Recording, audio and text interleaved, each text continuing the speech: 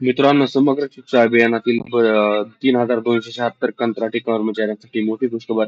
महाराष्ट्र शासनाने आता 10 वर्षांपेक्षा जास्त सेवा पूर्ण केलेल्या कर्मचाऱ्यांना समकक्ष वेतन श्रेणीतील अधिक संख्य पदांवर नियुक्ती देण्याचा ऐतिहासिक निर्णय घेतला आहे.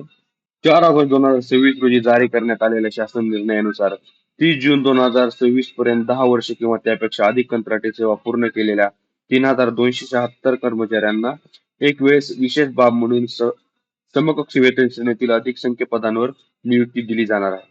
या कर्मचाऱ्यांना 7व्या वेतन आयोगानुसार वेतन श्रेणी, महागाई भत्ता आणि प्रवास भत्ताही मिळणार आहे. मात्र पदांवर नियुक्त झालेल्या कर्मचाऱ्यांना पदोन्नती, अश्वसित प्रगती आणि पेन्शनचा लाभ मिळणार नाही. तसेच ही योजना फक्त एकदाच आणि विशेष बाब म्हणून लागू करण्यात आली आहे.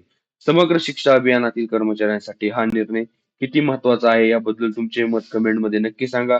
अशाच महाराष्ट्र शासनाच्या जी.आर अपडेटसाठी चॅनलला सबस्क्राईब करा आणि व्हिडिओ जर तुम्हाला उपयुक्त वाटला असेल तर व्हिडिओला नक्की शेअर करा. धन्यवाद.